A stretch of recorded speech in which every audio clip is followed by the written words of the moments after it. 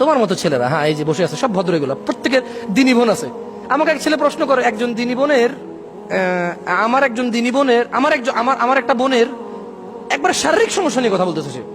আমি বললাম তো তোমার দিনী বোন তোমার আপন মায়ের পেটের বোন? বলে যে না। বললাম কেমন বোন? কয় দিনী বোন। বললাম কেমন দিনী বোন? তোমাকে এরকম কথা বলতেছে, তুমি শুনছো, আবার এটা আমার কাছে বলতে আসছো?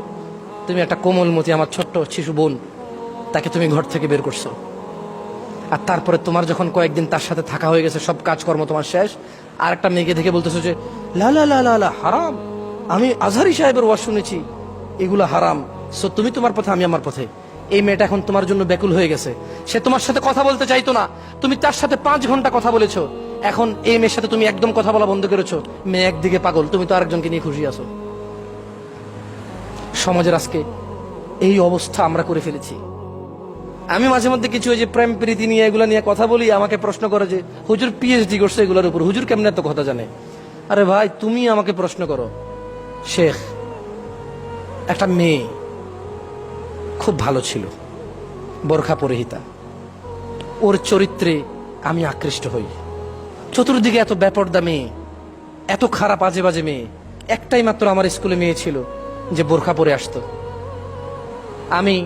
ও নামাজও আদায় করতো, কার সাথে কথা বলতো না, অনেকে ওকে প্রেমপত্র দিয়েছে, আমি ওর মধ্যে একজন ছিলাম।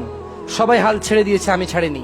আমি একটার পর একটা আমার বোনকে দিয়ে, আমার অন্যান্য বান্ধবীদেরকে দিয়ে ওকে প্রেমপত্র দিলাম। তারপরে ও আমাকে বলল ও বেনামাজির সাথে সলাত আদায় প্রেম করবে না। আমি সলাত আদায় করা শুরু করলাম শুধু ওকে প্রেম করার জন্য। ইন্নামাল আমালু বিন্নিয়াত হাদিসের মধ্যে যে আছে যে হিজরত করলো কোনো মহিলাকে পেতে, আর যে হিজরত করলো আল্লাহকে পেতে, সে তাই পাবে যা সে নিয়ত করলো। দেখেন আজকাল ছেলে মেয়েরা প্রেম করার জন্য নামাজ পড়ে, আল্লাহ নবী 1400 বছর আগে তা বলে দিয়ে গেছে, এরই নামাজ ওই প্রেমকেই পাবে, কিয়ামতের কোনো কিছু পাবে না। যাই হোক, ও যে বলে না হুজুর আপনি কিভাবে জানেন, আপনি কি আগে প্রেম করছেন নাকি? আরে ভাই, তোমার মতো ছেলে আমাকে প্রশ্ন করতেছে। মেয়েটা আমার প্রেমের প্রস্তাব প্রত্যাখ্যান করার পর আমি সর্বোচ্চ চরিত্রর অধিকারী হলাম। সলাত, ভালো ভদ্র ব্যবহার, শালীন পোশাক আশাক, মাথার চুল কাটিং, সবকিছু নম্র ভদ্র করলাম। মেয়েটার সাথে আমি প্রেমে লিপ্ত হলাম। ও আমার সাথে কথা বলতে চাইতো না, আমি ওকে জোর করলাম। এক পর্যায়ে বললাম আত্মহত্যা করব, হাত কেটে ফেলবো। ওকে ভিডিও কল দিলাম, ওর ওর ওর মায়ের মোবাইলের ছবি পাঠাইলাম, আমার গলার মধ্যে ছুরি। মেয়েটা রাজি হলো আমার সাথে কথা বলতে। খুব ভালো ভদ্র মেয়ে ছিল, আমি তার প্রতি আকৃষ্ট ছিলাম তার এই ভদ্রতার নম্রতা দেখে। তোমার মতো কোনো ছেলে আমাকে এরকম প্রশ্ন করে, প্রশ্নগুলো শোনার পরে গিয়ে আমি বুঝতেছি না এলাকার কি অবস্থা, আমি কি বুঝি না আমার যুবক ভাইদের কি অবস্থা। ধর্মকে অবলম্বন করে একটা ছোট্ট কোমলমতি শিশু বাচ্চা বোন আমার, তার জীবন ধ্বংস করেছ। বললাম তারপর, বলল সে আমার সাথে কথা বলতে রাজি হলো, সালাম দিত, কথা বলতো 2-1টা, আমি কথা বলতাম প্রচুর, ও কথা রিপ্লাই করতো না। তারপর আস্তে আস্তে আমি বললাম তুমি কেন কথা বলো না, আমি পরে বিষ খাবো। আমি ছবি তুলে পাঠালাম, আমার হাতে ইঁদুরের ওষুধ। সে আমাকে আমার মোবাইলে হোয়াটসঅ্যাপে বা ফেসবুকে তার ছবি পাঠাইতে হবে। সে আমাকে ছবি পাঠাতে রাজি ছিল না। আমি বললাম আমি পানিতে ঝাঁপ দিব, ছাদ থেকে লাফ দিব, সে আমাকে ছবি পাঠালো। এভাবে 2 বছর লেগে যায় ওই মেয়ের সাথে আমার সহজ হতে। মেয়েটা খুব ভালো ছিল। বলেন তো মেয়েটা কি খারাপ ছিল? 14-15 বছর বয়স, 16 বছর বয়স, ছেলেটার বয়স 22-23 বছর, ও ফুসলাচ্ছে। হ্যাঁ, মেয়েটার একটা দোষ ছিল যে এর কথা চলে আসছে। প্রথম দোষটা ছিল যে এর সাথে প্রেম করার এগ্রি হওয়া, যে ভালো ছেলে হলে প্রেম করবে।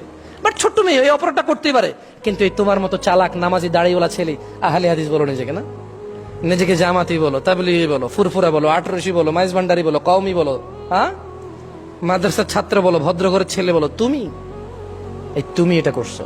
তুমি একটা কোমলমতি আমার ছোট্ট শিশু বোন, তাকে তুমি ঘর থেকে বের করছো, আর তারপরে তোমার যখন কয়েকদিন তার সাথে থাকা হয়ে গেছে, সব কাজকর্ম তোমার শেষ, আর একটা মেয়েকে দেখে বলতেছো যে লা লা লা লা লা হারাম, আমি আজহারি সাহেবের ওয়াজ শুনেছি, এগুলো হারাম, সো তুমি তোমার পথে আমি আমার পথে। এই মেয়েটা এখন তোমার জন্য ব্যাকুল হয়ে গেছে, সে তোমার সাথে কথা বলতে চাইতো না, তুমি তার সাথে 5 ঘন্টা কথা বলেছো, এখন এই মেয়ের সাথে তুমি একদম কথা বলা বন্ধ করেছো। মেয়ে একদিকে পাগল, তুমি তো আরেকজনকে নিয়ে খুশি আছো।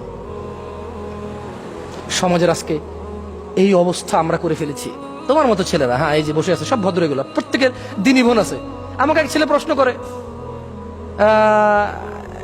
জামশেদ ভাই, ও আমাকে শেখ বলেছে, আমি যেহেতু শেখ না তাই আমি শেখকে ভাইতে রূপান্তরিত করলাম। ওকে বলেছে জামশেদ ভাই একটা প্রশ্ন ছিল খুব জটিল। বললাম বলেন। আমি জটিল প্রশ্নের অ্যান্সার করি না, আমি মুফতি না। বলে যে একজন দিনী বোনের আমার একজন দিনী বোনের আমার একটা বোনের একবার শারীরিক সমস্যা নিয়ে কথা বলতেছে সে।